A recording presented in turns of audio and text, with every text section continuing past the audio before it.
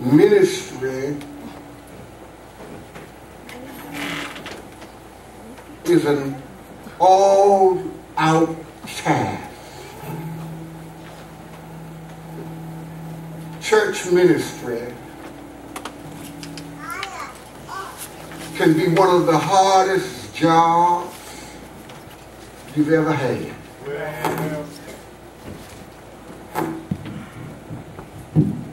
If you don't believe me, I got enough volume on that. Ask some president of an auxiliary. Go ahead. How difficult it is to be the leader. If they're doing their job, it can be one of the most challenging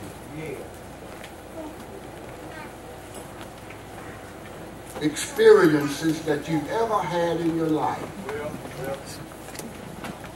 You have to understand that. I say that because no matter what the position is, every one of us has the same primary objective, and that is to keep the church together. And you don't have to say amen. I know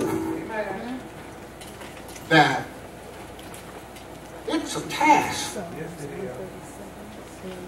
to just keep the church rolling on.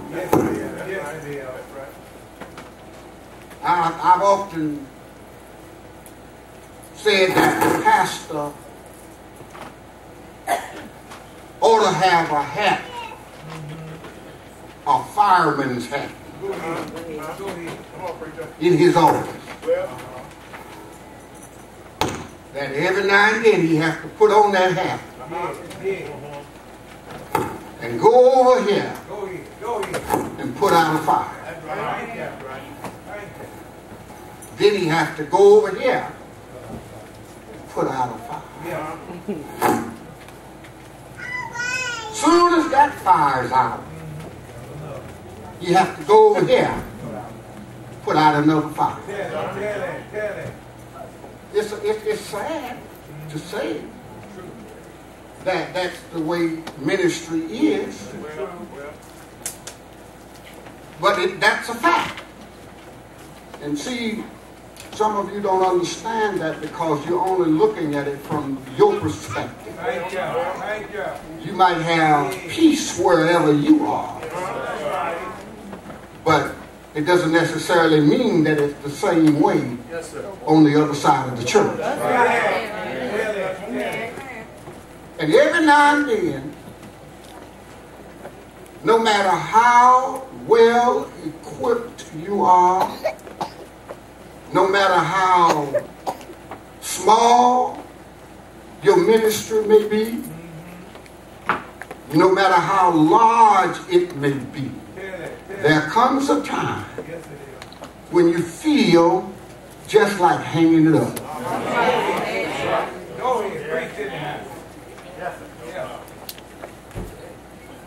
You know, sometimes we are not easy people to get along with.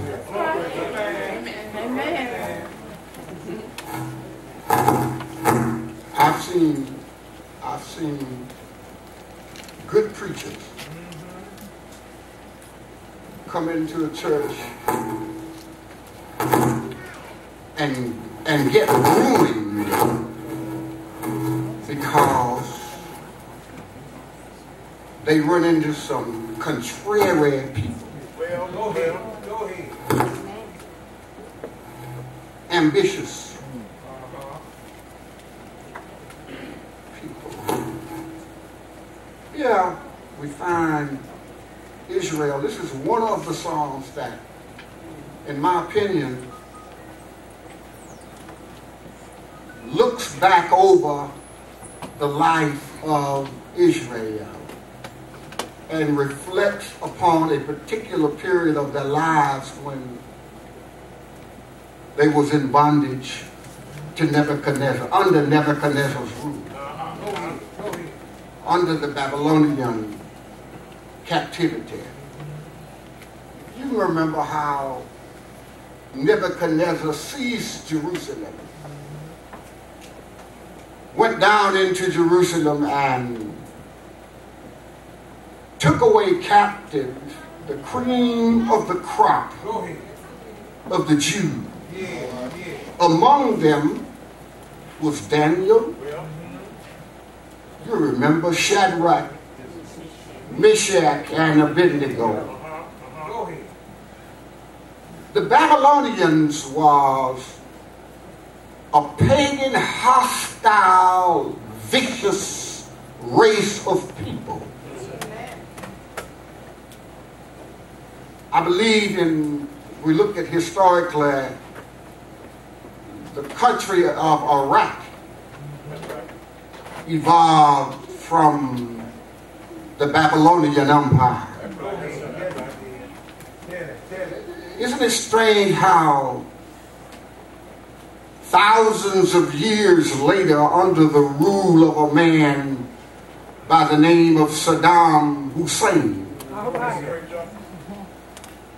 thought that he was the reincarnate Nebuchadnezzar.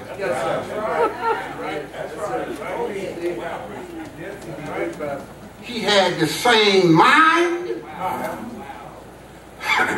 the same attitude, the same disposition, the same arrogance as his ancestors did. And went into Jerusalem and razed it to the ground.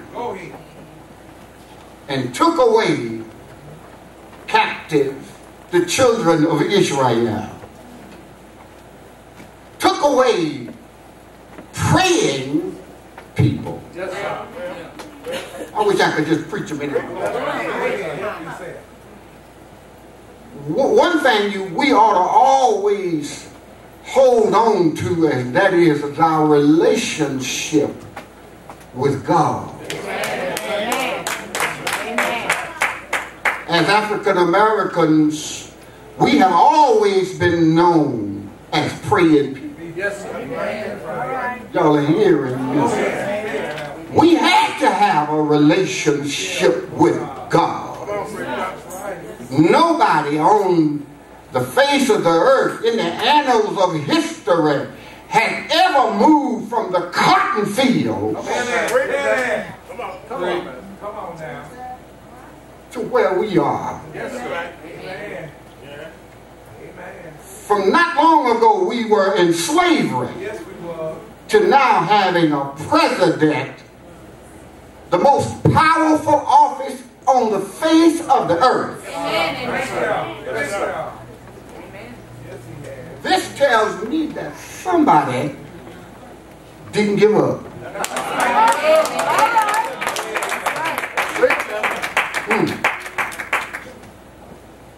You see, Nebuchadnezzar brought them out of Babylon, out of Jerusalem into Babylon, but he couldn't stop them from praying.